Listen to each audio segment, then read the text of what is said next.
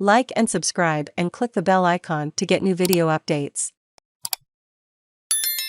Ukraine pleads for more weapons to tackle Russian onslaught in Donbas. Fierce battles have continued to rage in eastern Ukraine, with Russian troops on the verge of encircling a key industrial city, bringing a sharp rebuke of the West from Volodymyr Zelensky for not doing enough to help Kyiv win the war.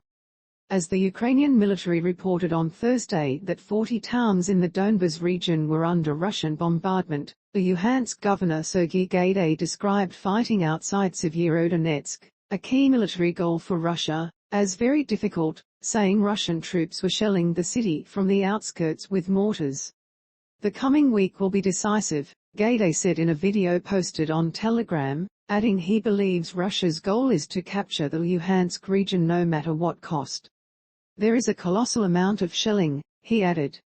Having failed to seize Ukraine's capital or its second city, Kharkiv, after invading in February, Russia is trying to take full control of the Donbas, comprised of two eastern provinces, Moscow claims on behalf of separatists.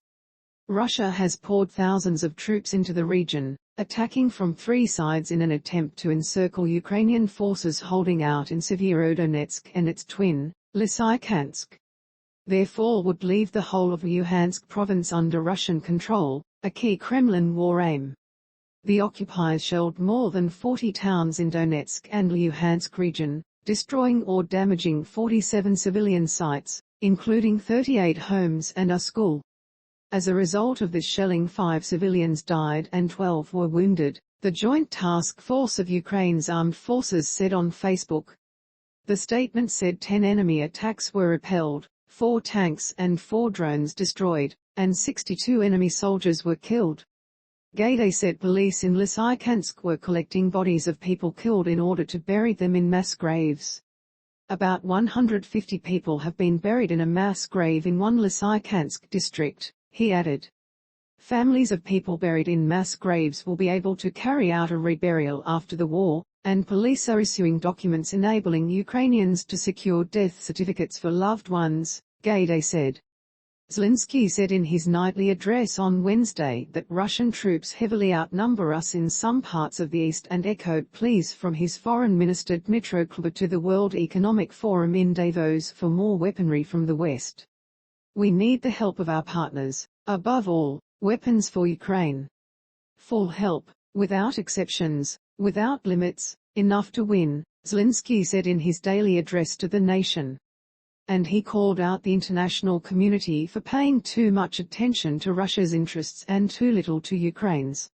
The Ukrainian president took specific aim at former U.S. Secretary of State Henry Kissinger and the New York Times for suggesting territorial sacrifices might be necessary to end the conflict. Kissinger, the 98-year-old champion of realpolitik, this week told World Economic Forum attendees in Davos that a return to the status quo before Russia's February 24 invasion would be ideal. Russia had formally annexed Crimea in 2014, while separatist groups aligned with Moscow have long controlled the easternmost regions of Donetsk and Luhansk. Pushing Moscow to surrender that territory threatened to turn the conflict into a new, broader war, Kissinger warned, adding that negotiations needed to begin within 2 months.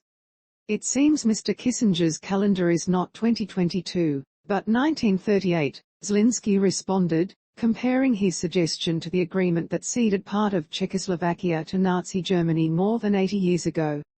UK Foreign Secretary Liz Truss is expected to call on Thursday for further military aid and sanctions to help Ukraine, during a trip to Bosnia and Herzegovina. "Russia's aggression cannot be appeased. It must be met with strength," Truss is expected to say, noting concessions made to Putin before operations were launched in Georgia, the Crimea and Donbas. Russia's invasion of its pro-Western neighbor has caused global shockwaves, with the latest being fears of food shortages, particularly in Africa. Moscow blamed the international sanctions imposed after the invasion, while the West says the shortage is mainly down to Russia's blockade of Ukrainian ports. Solving the food problem requires a comprehensive approach, including the removal of sanctions that have been imposed on Russian exports and financial transactions, said Russian Deputy Foreign Minister Andrei Rudenko. but Klaus urged delegates at Davos in Switzerland not to give in. This is clear blackmail. You could not find a better example of blackmail in international relations, Klaus told the WEF in Davos. Klaus also slammed the Western military alliance NATO for doing literally nothing to stop Russia.